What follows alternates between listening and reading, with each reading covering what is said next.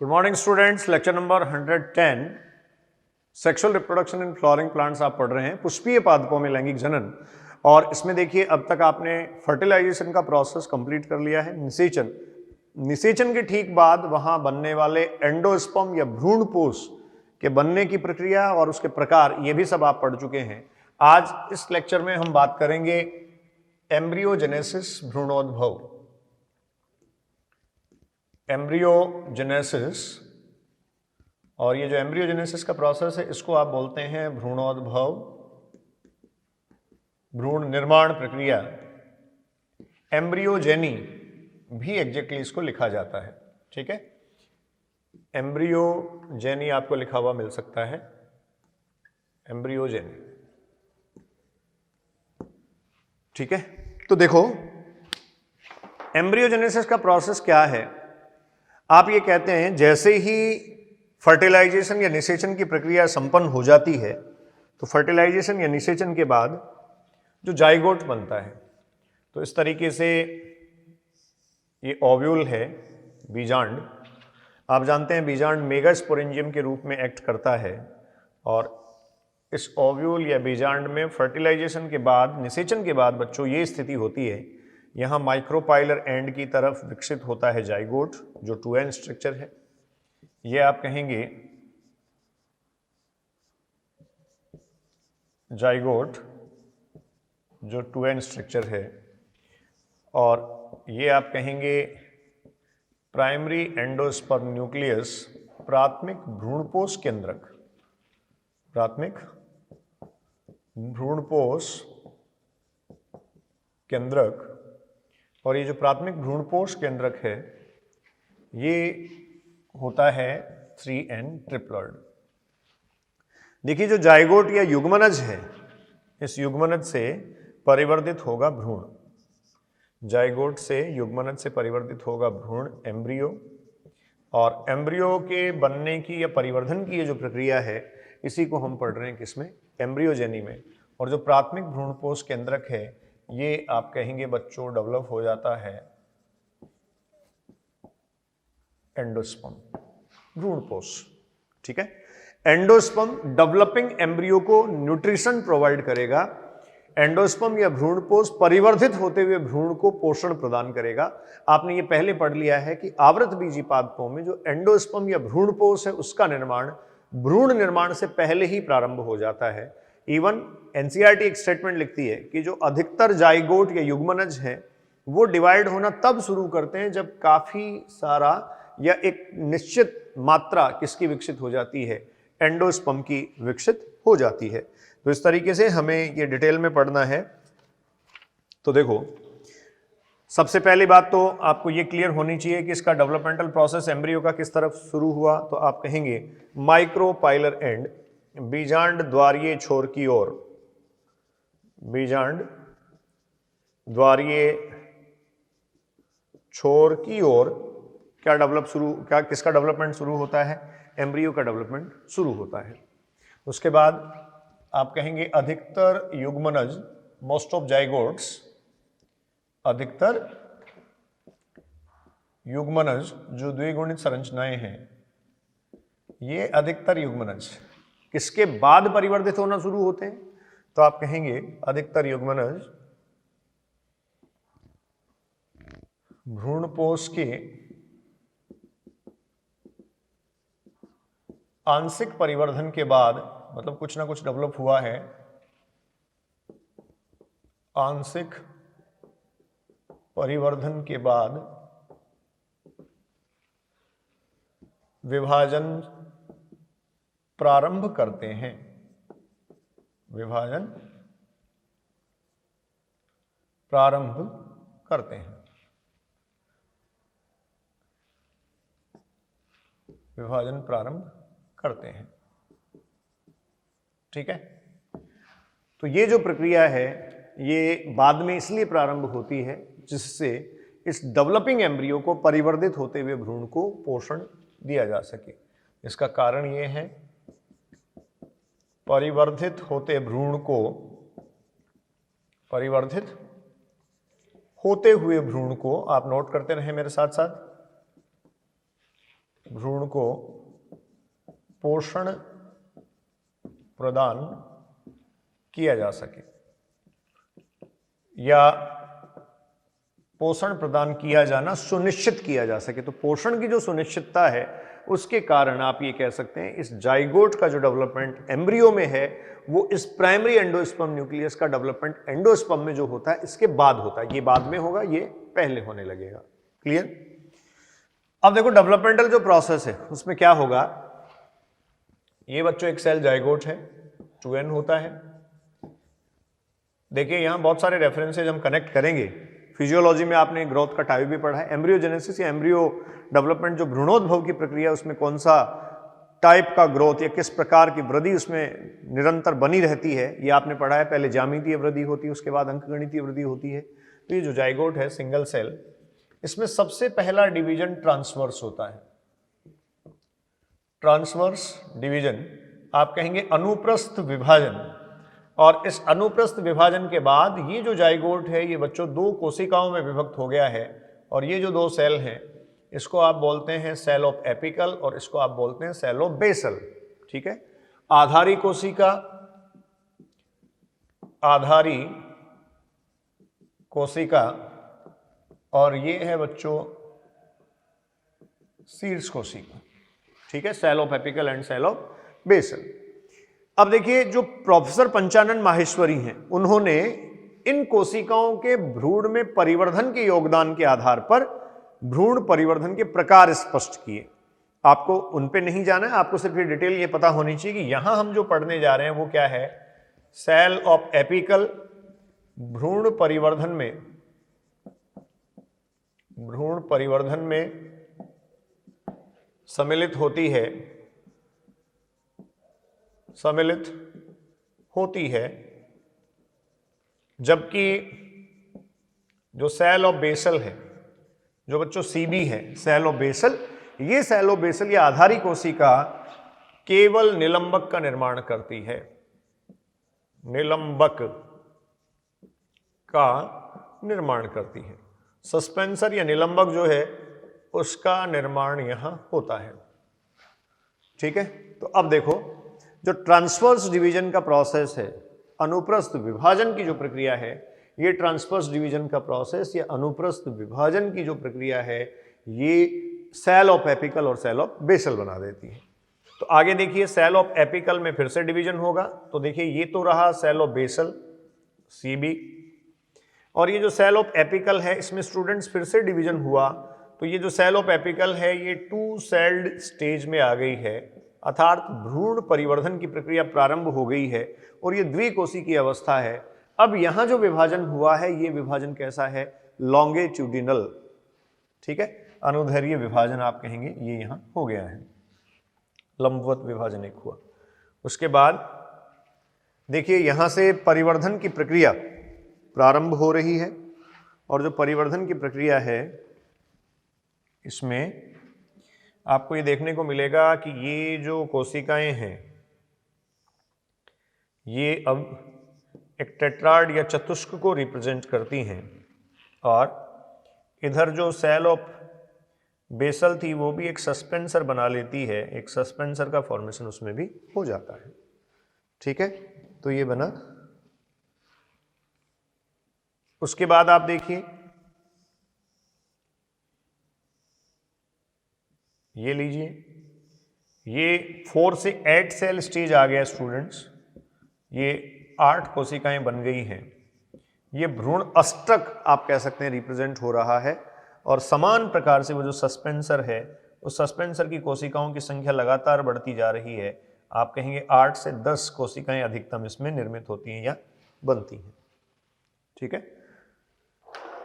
यहां आपके पास ये है 4 सेल्ड, इसको आप बोलेंगे टेट्राड या चतुष्क। ये देखिए आपके पास है 8 सेल्ड एम्ब्रियो, 8 कोशिकीय, और इसको आप बोलेंगे ऑक्टेंट। ऑक्टेंट, ऑक्टेंट इसको कहा जाएगा। और अब फाइनली 16 सेल स्टेज आ जाएगी। ये 16 सेल स्टेज,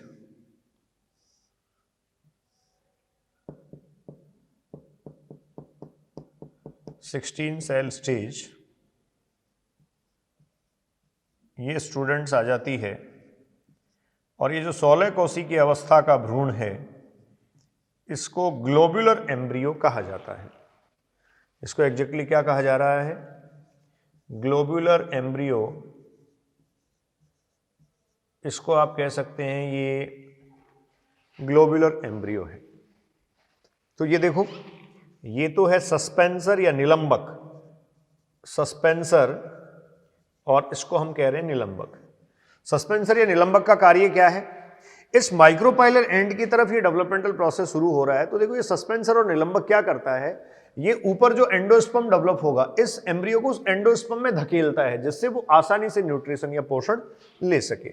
ठीक है, तो ये स्टूडेंट्स आपके पास हो गई 16 सेल्ड स्टेज, 16 कोशी की अवस्था। और इसको एग्जैक्टली ग्लोबुलर एम्ब्रियो या गोलीय भ्रूण कहा जाता है। गोलीय भ्रूण। आपको एक बात यहां देखने को यह मिलेगी कि 2 कोशी की अवस्था से 16 कोशी की अवस्था तक, 2 to 16 सेल्ड स्टेज, यहां से लेकर यहां तक स्टूडेंट्स जियोमेट्रिक ग्रोथ हुई है। ज्यामितीय वृद्धि जिसको आप कहते हैं, कोशिकाओं की संख्या 2 थी, कोशिकाओं की संख्या 4 हुई, कोशिकाओं की संख्या 8 हुई और कोशिकाओं की संख्या 16 हुई। ठीक है, सॉरी, कैसी वृद्धि है बच्चों? ज्यामितीय वृद्धि, geometric. Number of cells continuously double हो रहा है, 2, 4, 8, 16।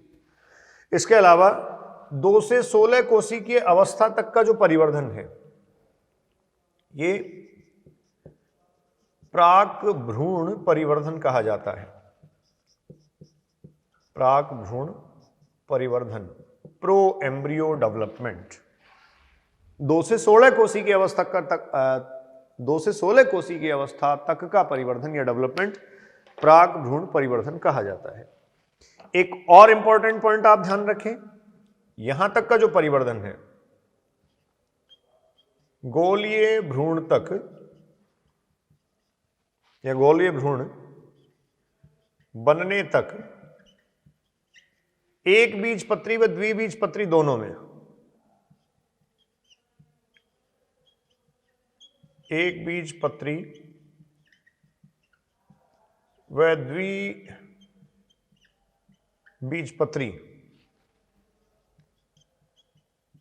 दोनों में समान परिवर्धन प्रक्रिया होती है। समान परिवर्धन प्रक्रिया। ठीक है, तो ये भी एक काम की बात है, ध्यान रखने वाली बात है कि 2 to 16 सेल स्टेज तक जब एम्ब्रियो डेवलपमेंट चलता रहेगा, तो जो डेवलपमेंटल प्रोसेस है वो 2 से 16 कोशी की अवस्था तक एक समान रहेगी। ठीक है, अब इसके बाद में अलग क्यों हो जाती है, इसके बाद में डिफरेंट क्यों हो जाती है? तो देखो, ये भी बहुत इंपॉर्टेंट पॉइंट है। इसका जो बाहर वाला आउटर लेयर है, ये प्रोटोडर्म को रिप्रेजेंट करेगा। ये आपने जियोमेट्रिक ग्रोथ है, फिजियोलॉजी का रेफरेंस यहां ऐड किया, अब ऐड में कर रहा हूं एनाटॉमी का रेफरेंस। बाहर वाली प्रोटोडर्म, उसके बाद आप कहेंगे ग्राउंड मेरिस्टेम, ग्राउंड मेरिस्टेम, और उसके बाद स्टूडेंट्स आप कह सकते हैं आपके पास प्रोकैम्बियम, सेंट्रल कोर, प्राक एधा। ठीक है, तो ये भ्रूणीय अवस्था के विभजोतक हैं। मैंने फिजियोलॉजी में डिफरेंशिएशन, डी डिफरेंशिएशन, रीडिफरेंशिएशन में भी आपको बताया था प्रो एम्ब्रियो, प्रो एम्ब्रियो से primary embryo, sorry pro meristem, pro meristem या प्राक विभजोतक से प्राथमिक विभजोतक निर्मित होता है। तो ये 16 कोशी की अवस्था जो गोलीय भ्रूण है, इस अवस्था में आप देखिए यहां डिफरेंशिएशन या विभेदन प्रारंभ हो गया। जो प्रोटोडर्म है वो अधिचर्म उत्तक बनाएगा, जो ग्राउंड मेरिस्टेम है वो भरण उत्तक को बनाएगा, और जो प्रोकैम्बियम है वो संवहन उत्तकों को बनाएगा। तो आपने क्या कभी सोचा है या आपको लगता है जैसे आपसे ये पूछ लिया जाए कि बीज जो है वो अंकुरित होता है, सॉइल में मिट्टी में डाल दिए जाने के बाद, उसको अनुकूल परिस्थितियां दिए जाने के बाद वो अंकुरण में आता है या अंकुरित होता है। अंकुरण के ठीक पश्चात वो नवोद्भिद अवस्था को दर्शाता है, जिसको आप सीडलिंग स्टेज कहते हैं। उस नवोद्भिद अवस्था में उसमें जो सूट और रूट सिस्टम बनता है, जो उसमें प्ररोह तंत्र और मूल तंत्र विकसित होता है, ये प्ररोह और मूल तंत्र अधिचर्म की उपस्थिति भी दर्शाते हैं, ये भरण उत्तक की उपस्थिति भी दर्शाते हैं, और ये संवन उत्तक की उपस्थिति भी दर्शाते हैं। ये कहां से आए? सीड जर्मिनेट होते ही बीज के अंकुरित होते ही ये कहां से आए? तो आप ध्यान रखें, भ्रूणीय अवस्था में ही इनका डेवलपमेंटल प्रोसेस हो गया था। दो बातों के आंसर आपके पास हैं।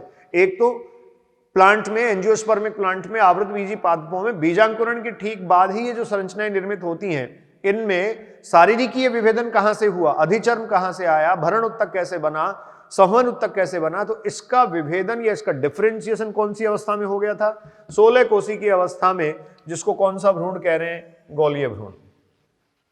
ठीक है। एक अब आगे जियोमेट्रिक ग्रोथ क्यों नहीं होती? तो आपको क्लियर है कि अब जियोमेट्रिक ग्रोथ या ज्यामिति वृद्धि इसलिए नहीं हो सकती क्योंकि यहां क्या हो गया है? डिफरेंशिएशन या विभेदन। पॉइंट आप नोट कर सकते हैं, यहां हो गया है डिफरेंशिएशन, इसको बच्चों आप कहेंगे विभेदन। यहां विभेदन की प्रक्रिया प्रारंभ हो गई है और विभेदन प्रक्रिया प्रारंभ होने के कारण अब आप कह सकते हैं यहां विभेदन की जो प्रक्रिया है वो प्रारंभ होने के कारण अब यहां जियोमेट्रिक ग्रोथ नहीं हो सकती। यहां जियोमेट्रिक ग्रोथ के बजाय ग्रोथ कैसी होने लगेगी? अर्थमेटिक, जिसको आप कहेंगे अंक गणितीय वृद्धि। तो देखो अगले स्टेज पे आप आओ, ये डायग्राम में हटा देता हूं, ये यहां तक आप नोट करें, जितनी रिक्वायर्ड है बातें, जितना आपको जरूरत है सारा मैं यहां लिख रहा हूं। तो अब आपके पास अगला जो स्टेज है गोलीय भ्रूण के बाद, वो है हृदयाकार भ्रूण, हार्ट शेप एम्ब्रियो, और उसके बाद में परिपक्व भ्रूण। तो देखो बच्चों, ये इस तरीके का रिप्रेजेंट होगा, ये लीजिए,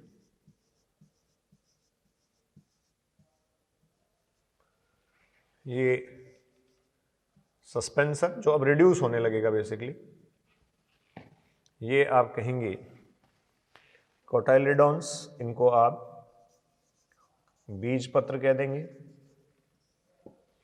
ये जो पार्ट है इसको कहा जाएगा प्लूमूल, और इस भाग को कहा जाएगा रेडिकल। प्रांकुर, मूलांकुर, बीज पत्र, ये जो है वो आपके पास है हार्ट शेप एम्ब्रियो, इसको आप कहेंगे हृदयाकार भ्रूण। हार्ट शेप एम्ब्रियो, हृदयाकार भ्रूण ये परिवर्तित हो गया है। ठीक है, हार्ट शेप एम्ब्रियो। उसके ठीक बाद अब डेवलपमेंटल प्रोसेस में जब आप आते हैं तो आप देखेंगे, देखो ये सस्पेंसर जो है, इनमें तो कोशिकाओं को इस तरीके से दिखा सकते हैं हम, इनका ज़्यादा इंपॉर्टेंस नहीं है। इसका इंपॉर्टेंस क्या है? ये परिवर्तित होते हुए भ्रूण को एंडोस्पर्म में या फिर भ्रूणपोष में व्यवस्थित करता है, इसलिए सस्पेंसर यहां प्रेजेंट है। परिवर्धित होते भ्रूण को मैं लिख देता हूं जिससे आपको क्लियर रहे, परिवर्धित होते भ्रूण को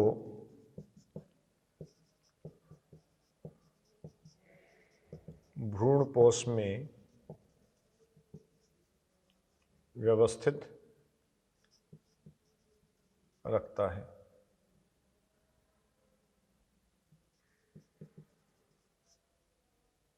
भ्रूणपोष में व्यवस्थित रखता है कौन? सस्पेंसर। ठीक है, इसके बाद के स्टेज पे आप आइए।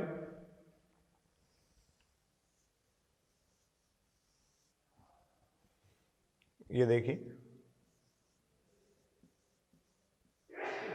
सस्पेंसर हाईली रिड्यूस हो जाएगा स्टूडेंट्स। ये कोटाइलिडॉन्स हैं, बेंडेड कोटाइलिडॉन्स, वक्रित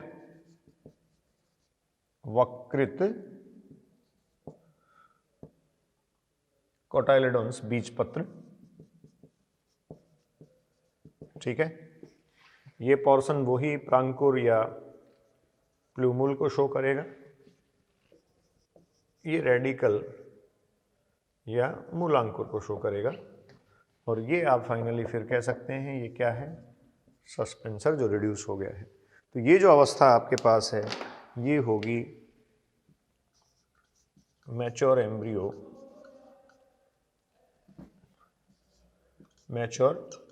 एम्ब्रियो, परिपक्व भ्रूण।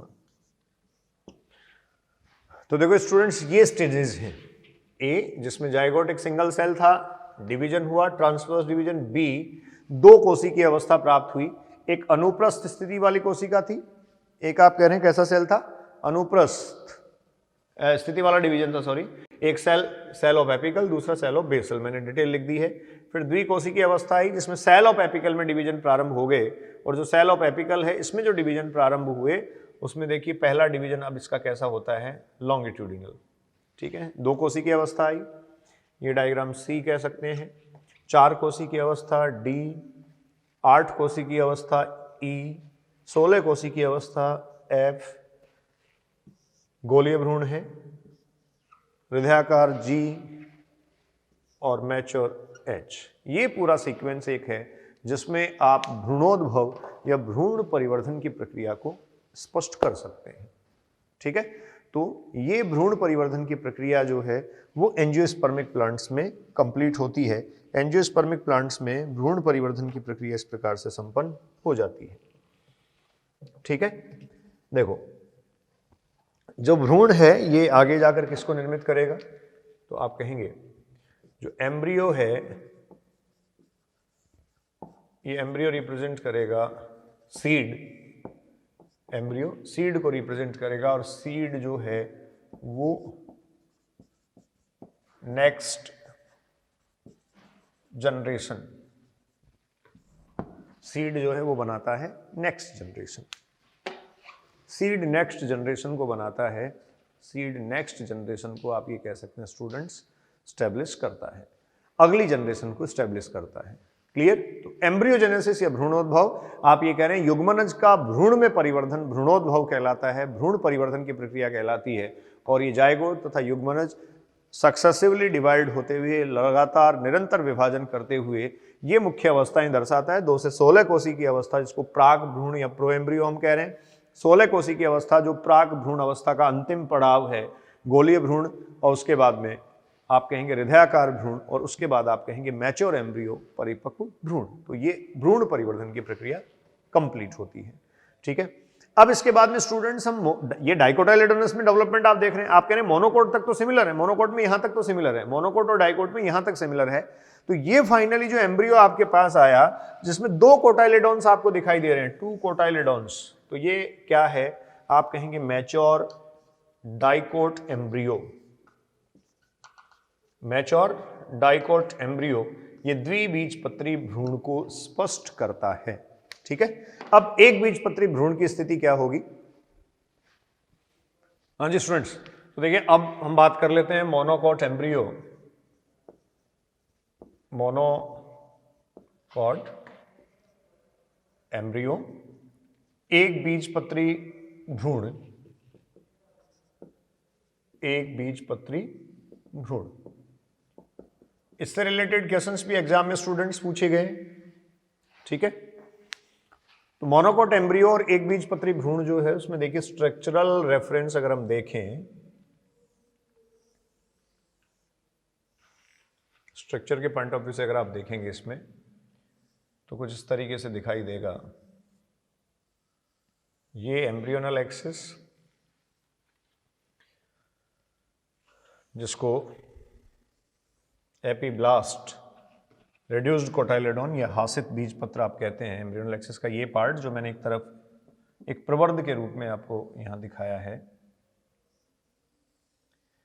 ये देखिए विकसित या एक्सपेंडेड, इसको आप कह सकते हैं विस्तारित कोटाइलेडोन, और ये जो विस्तृत और विस्तारित कोटाइलेडोन है ये है एग्जैक्टली स्कूटेलम। इसको बच्चों आप कहोगे स्कूटेलम। ठीक है, इसको स्कूटेलम आप कहेंगे।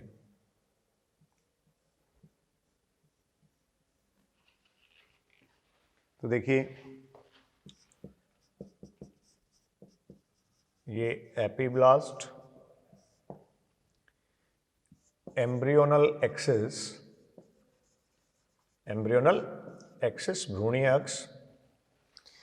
इस एम्ब्रियोनल एक्सिस या भ्रूणीय अक्ष के टॉप एंड को आप जानते हैं प्लूमूल कहा जाता है, जो सूट अपेक्स भी होता है, और इसके ऊपर एक सीथ प्रेजेंट होती है, एक आच्छद बच्चों इस पे उपस्थित होती है।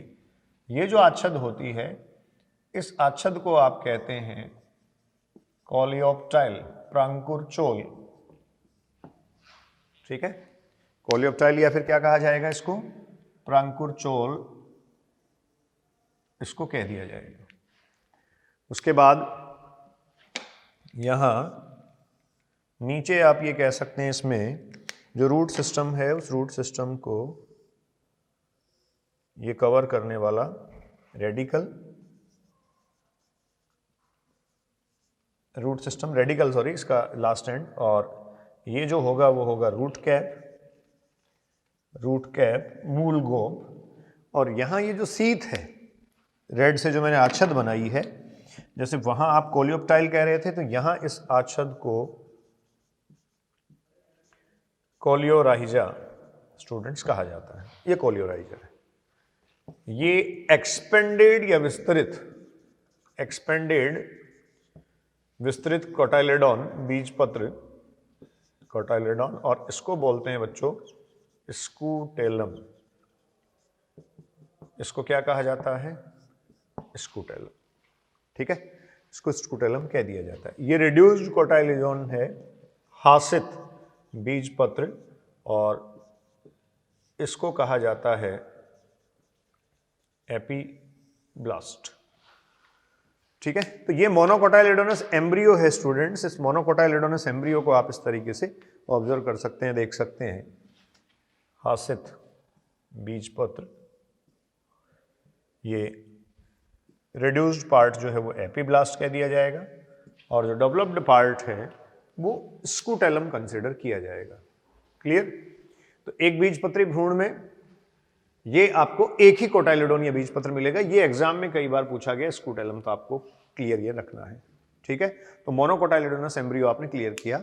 इससे पहले डाइकोटाइलेडोनस एम्ब्रियो मैं आपको बता चुका हूं, द्विबीजपत्री भ्रूण, और उसके परिवर्धन की पूरी प्रक्रिया आपने पढ़ ली है। आपने ये पढ़ा था कि देखिए 2 कोशी की अवस्था से 16 कोशी की अवस्था तक एक बीजपत्री तथा द्विबीजपत्री भ्रूण दोनों के परिवर्धन की प्रक्रिया एक समान होती है। ठीक है, एक समान प्रक्रिया होती है। उसके बाद में विभेदन वहां शुरू हो जाता है, और विभेदन की प्रक्रिया दोनों में भिन्न भिन्न होती है। ठीक है, तो नोट करें आप इसको। एनसीईआरटी ने आपको डायग्राम ये दे भी रखा है।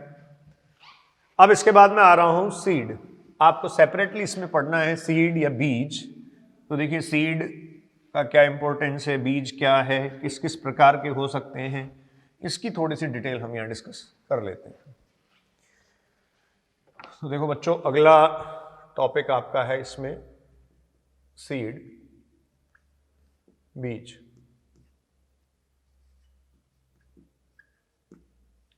ठीक है, जो सीड या बीज है ये अगली पीढ़ी को निरूपित करता है, नेक्स्ट जनरेशन को रिप्रेजेंट करता है। मैं यहां ये भी कह सकता हूं सेक्सुअल रिप्रोडक्शन या लैंगिक जनन का अंतिम परिणाम ये है। लैंगिक जनन का अंतिम परिणाम बच्चों सीड कहा जा सकता है। ठीक है, ओव्यूल निषेचित बीजांड, फर्टिलाइज्ड ओव्यूल, निषेचित बीजांड या जो फर्टिलाइज्ड ओव्यूल होता है, फर्टिलाइज्ड ओव्यूल, ये एग्जैक्टली किस में कन्वर्ट होता है, फर्टिलाइज्ड ओव्यूल सीड में कन्वर्ट होता है। फर्टिलाइज्ड ओव्यूल निषेचित बीजांड बीज में परिवर्तित हो जाता है। ठीक है, इसके ठीक बाद देखिए एक प्रारूपिक बीज की संरचना अगर हम देखें, संरचना स्ट्रक्चर अगर बच्चों आप इसका देखें, तो किसी भी बीज की संरचना में स्ट्रक्चर में सबसे पहले आपको मिलेगा बीजावरण। ये बीजावरण जो है वो बीजांड के अध्यावरण से विकसित, बीजांड के अध्यावरण से विकसित जो इंटेगुमेंट्स हैं उन इंटेगुमेंट से विकसित होता है, और इंटेगुमेंट या अध्यावरण जो बीजावरण बनाते हैं वो बेसिकली आवृत बीजी पादपों में आपको पता है बाइटेगमिक कंडीशन होती है, द्विअध्यावरणीय स्थिति होती है, इसलिए जो बीज है उस बीज के भी आवरण या सीड कोट को आप अलग अलग पढ़ते हैं टेस्टास्टिग्मा। दूसरा आप देखिए भ्रूण, एम्ब्रियो। भ्रूण में आप कहेंगे एक होगा भ्रूणीय अक्ष और दूसरा होगा बीज पत्र। एक बीज पत्री अगर है तो एक ही बीज पत्र की उपस्थिति होगी, द्वि बीज पत्री अगर हैं तो दो बीज पत्र वहां उपस्थित होंगे। तीसरी संरचना भ्रूणपोष। देखिए भ्रूणपोष या एंडोस्पर्म जो है वो न्यूट्रिटिव टिश्यू है। जाइगोट से भ्रूण जब परिवर्तित हुआ, भ्रूण से बीज बना, तब ये अल्टीमेटली काम आ जाता है, यूटिलाइज हो जाता है, इसका उपभोग कर लिया जाता है, लेकिन बहुत सारे बीजों में ये बचा हुआ रह जाता है। तो भ्रूणपोष के लिए आप कह सकते हैं सीड में प्रेजेंट भी हो सकता है और एब्सेंट भी हो सकता है। मैं यहां लिख रहा हूं ये उपस्थित अथवा अनुपस्थित हो सकता है। उपस्थित अथवा अनुपस्थित ये हो सकता है। इसकी जो संरचना है, ये संरचना आप पढ़ रहे हैं, जो स्ट्रक्चर है बीज का उसको हम यहाँ देख रहे हैं। तो देखो एक डाइकोट सीड को मैं रिप्रेजेंट कर रहा हूँ, ये बच्चों एम्ब्रियोनल एक्सिस है, ये दोनों तरफ इसके कोटाइलेडॉन्स या फिर क्या है बीज पत्र है, और इस तरीके से ये आपको मिलेगा बीजावरण।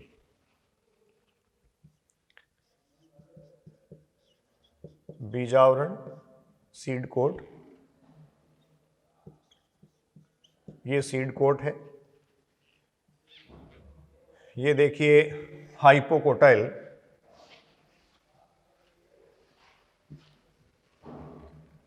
देखो स्टूडेंट्स ये जो बाहर की तरफ मैंने बनाया है इसको तो आप कह सकते हैं ये है seed coat, बीजावरण।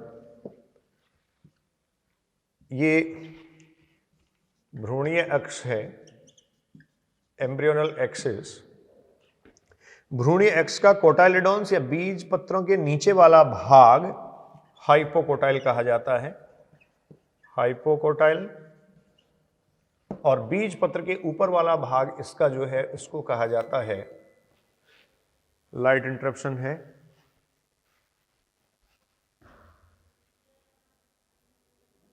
It will resume shortly. हाँ जी, तो ये कहा जाता है एपिकोटाइल,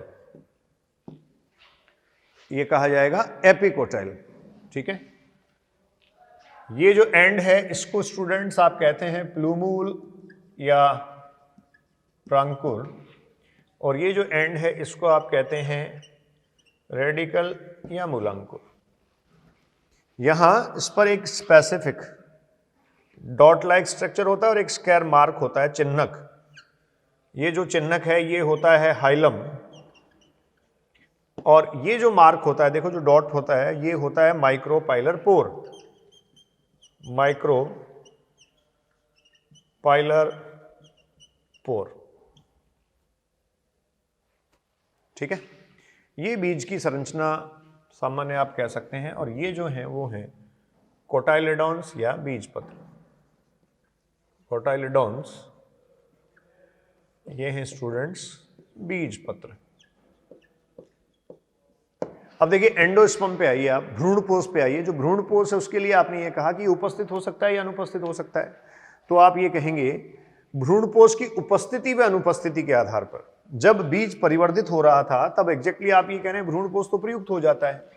तो भ्रूणपोष की जो उपस्थिति और अनुपस्थिति है उसके आधार पर अगर हम देखें तो दो प्रकार के बीज हमारे पास है, भ्रूणपोष की उपस्थिति तथा अनुपस्थिति के आधार पर। भ्रूणपोष की उपस्थिति, अनुपस्थिति के आधार पर देखिए पहला प्रकार आपके पास है उपस्थिति, इसका मतलब भ्रूणपोषी बीज। ठीक है, इनको एल्बुमिनस सीड्स कहा जाता है या फिर स्टूडेंट्स इनको कहा जाता है एंडोस्पर्मिक सीड्स। एंडोस्पर्मिक सीड्स या इनको एल्बुमिनस सीड्स भी कहा जाता है। तो आप कहेंगे परिपक्व बीज में भ्रूणपोष उपस्थित। परिपक्व बीज में क्या उपस्थित है? भ्रूणपोष उपस्थित। एग्जाम्पल अगर आप लिखें तो आप कह सकते हैं अधिकतर एक बीजपत्री, अधिकतर एक बीजपत्री। और इसमें देखिए वीट, बार्ले स्टूडेंट्स जो होता है, मेज मक्का, कैस्टर एक आपको दे रखा है, इसका डायग्राम भी दे रखा है, अरंड जिसको कहते हैं, सनफ्लावर। ये स्टूडेंट्स कुछ एग्जाम्पल्स हो सकते हैं। सूर्यमुखी जो एग्जैक्टली क्या है? एंडोस्पर्मिक सीड से भ्रूणपोषी बीज है। दूसरा यहां लिख देता हूं सेकंड, अभ्रूणपोषी बीज। और जो अभ्रूणपोषी बीज हैं इनमें देखिए क्या हुआ, नॉन एंडोस्पर्मिक सीड इनको कहा गया। इनको आप कह सकते हैं ये है नॉन एंडोस्पर्मिक। और जो नॉन एंडोस्पर्मिक हैं इनमें क्या होगा, आप कहेंगे भ्रूण परिवर्धन के दौरान भ्रूणपोष प्रयुक्त हो जाता है। भ्रूणपोष प्रयुक्त हो जाता है, इसका मतलब भ्रूणपोष बचा हुआ नहीं रहता, रिमेन्स ऑफ एंडोस्पर्म वहां नहीं रहते हैं। ये हैं अभ्रूणपोषी। एग्जाम्पल अगर आप देखें, उदाहरण के तौर पर अगर आप देखें तो आप ये कहेंगे मोस्ट ऑफ डाइकोट्स, अधिकतर द्विबीजपत्री पादपों में स्टूडेंट्स ऐसा ही होता है। जैसे आपको पी और ग्राउंड नट यहाँ एग्जाम्पल दे रखा है, आपको पी मटर एंड ग्राउंड नट जो मूंगफली है ये दे रखा है एग्जाम्पल। ठीक है, ये अभ्रूणपोषी प्रकार के हैं जिनमें भ्रूणपोष की उपस्थिति बच्चों नहीं होती है। ठीक है, तो किसी भी बीज की संरचना में ये भाग है। सबसे पहले आप कह रहे हैं बीजावरण कहां से विकसित हुआ, आपने कहा इंटेग्यूमेंट्स, अध्यावरण से विकसित हो गया। उसके बाद देखो भ्रूण जो संरचना है उसके भाग हैं, एक भ्रूणीय अक्ष, सदैव एक ही भ्रूणीय अक्ष होगी, एक ही एक्सिस होगी। ये स्टूडेंट्स इसमें एक पार्ट प्लूमूल होगा और दूसरा पार्ट रेडिकल होगा। ये प्रांकुर है, ये मूलांकुर है। बीज पत्र, अगर द्विबीजपत्री पादप हैं तो द्विबीजपत्री बीजों में दो बीज पत्रों की उपस्थिति है, एक बीजपत्री में अभी आपने देखा था डायग्राम एक होगा। भ्रूणपोष जो है वो उपस्थित हो सकता है, अनुपस्थित हो सकता है। तो इसकी उपस्थिति और अनुपस्थिति के आधार पर आपके पास भ्रूणपोषी बीज है और आपके पास अभ्रूणपोषी बीज है। इस प्रकार की स्थिति आपको देखने को मिलेगी। ठीक है, अब एक देखो पेरिस्पर्मिक सीड आपको दे रखा है। पेरिस्पर्मिक सीड किसको आप कहेंगे? जब सीड डेवलप होता है तो आपने कहा body of न्यूसिलस, sorry body of ovule जिसको हम कहते हैं न्यूसिलस। ठीक है, बीज जब परिवर्धित होगा तो बॉडी जो न्यूसिलस है, ओव्यूल की जो बॉडी या बीजांड काय जो है उसको न्यूसिलस या बीजांड काय हम बोलते हैं, वो पूरा प्रयुक्त हो जाएगा, काम में आ जाएगा, क्योंकि उसका काम ही क्या बना था, सीड को बनाना था। तो देखो स्टूडेंट्स ये स्थिति होती है आपके पास, ये तो डेवलप हो गया है इसमें जाइगोट, और ये आप जानते हैं प्राइमरी एंडोस्पर्म न्यूक्लियस से एंडोस्पर्म बन गया है। तो फाइनल स्टेज ही मैं बना देता हूं इसकी। ये फाइनल स्टेज है आपके पास इसकी, सॉरी थोड़ा सा बड़ा बनाना पड़ेगा जिससे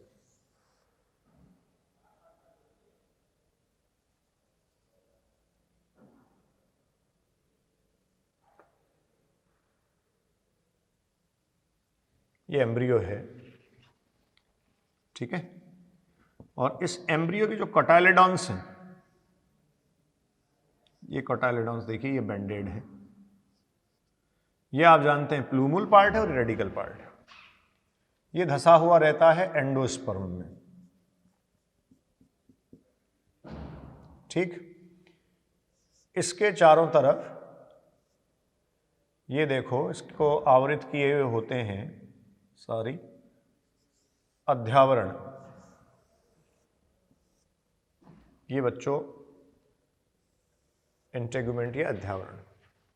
तो आप ये देख सकते हैं जो इंटेगुमेंट या अध्यावरण है, इस इंटेगुमेंट या अध्यावरण में इंटेगुमेंट्स अध्यावरण, ठीक है, ये सीड कोट में कन्वर्ट हो जाते हैं। तो ये जो बॉडी ऑफ ओव्यूल न्यूसिलस है, ये न्यूसिलस भी पूरा प्रयुक्त हो जाता है, कंज्यूम हो जाता है। अब ये जो न्यूसिलस है या जिसको आप कह रहे हैं ये बीजांड काय, अगर पूरा कंज्यूम नहीं हो, बीजांड काय बीज परिवर्धन के दौरान अगर प्रयुक्त नहीं हो, बीजांड काय का उपभोग नहीं हो, तो वहां क्या होगा, ये बचा रह जाएगा। तो मैं इसको लिख रहा हूं remains of nucellus, remains of nucellus, बीजांड काय के बचे हुए पार्ट, भाग या अवशेष। और ये जो रिमेन्स ऑफ न्यूसिलस बच्चों होगा, ये आप कहेंगे कैसे सीड को रिप्रेजेंट करेगा, पेरिस्पर्मिक सीड। इसको आप पेरिस्पर्मिक सीड कहेंगे। और इसका परफेक्ट एग्जांपल आपको दे रखा है। पेरिस्पर्मिक सीड जो है वो होता है ब्लैक पेपर में, काली मिर्च, ब्लैक पेपर और बीट रूट, चुकंदर, इनमें आप कह सकते हैं कैसे सीड होते हैं, पेरिस्पर्मिक सीड। तो एक वर्ड इसके लिए लिखा जा सकता है, जो पेरिस्पर्मिक सीड है वो क्या है, परसिस्टेंट, परसिस्टेंट न्यूसिलस को वो रिप्रेजेंट करते हैं। परसिस्टेंट न्यूसिलस, ये जो है वो परसिस्टेंट न्यूसिलस होने का मतलब चिरलग्न या चिर स्थायी बीजांड काय, चिरलग्न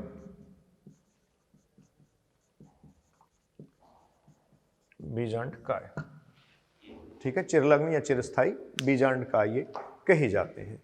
तो देखो इस लेक्चर में आपने डिस्कस किया सबसे पहले तो भ्रूण परिवर्धन की प्रक्रिया, कैसे एंजियोस्पर्मिक प्लांट्स या आवृत बीजी पादपों में भ्रूण का परिवर्धन होता है।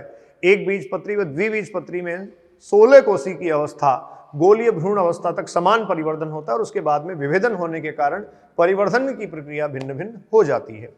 उसके बाद आपने मोनोकोटाइलेडोनस या एक बीजपत्री पादपों के भ्रूण की स्थिति देखी। वहां उससे रिलेटेड क्वेश्चंस जो हैं वो एग्जाम में जो आए हैं वो देखिए स्पेसिफिकली पूछा जाता है, विशेष तौर पे पूछा जाता है एक बीजपत्री में जो रिड्यूस्ड या हासित बीजपत्र है, एक बीजपत्री पादपों में जो रिड्यूस्ड या हासित बीजपत्र है बच्चों वो है एपीब्लास्ट, और जो डेवलप्ड है वो है स्कूटेलम। उसके बाद आपने सीड, उसका स्ट्रक्चर पढ़ा, कंप्लीट डिटेल सीड की डिस्कस की, और फाइनली आपने सीड के टाइप डिस्कस किए जिसमें एंडोस्पर्मिक, नॉन एंडोस्पर्मिक, और फाइनली एक आपने पढ़ा पेरिस्पर्मिक सीड, जो न्यूसिलस की परसिस्टेंट कंडीशन से चिरलग्न या चिरस्थायी बीजांड काय की उपस्थिति पेरिस्पर्मिक सीड बनाती है। अब आपके पास इस चैप्टर में बचा है पॉली एम्ब्रियोनी, एपोमिक्सिस, एपोमिक्सिस और बहुभ्रूणता, ये हम पढ़ेंगे। एम्ब्रियोलॉजी का सबसे स्पेसिफिक और कंसेप्चुअल टॉपिक है।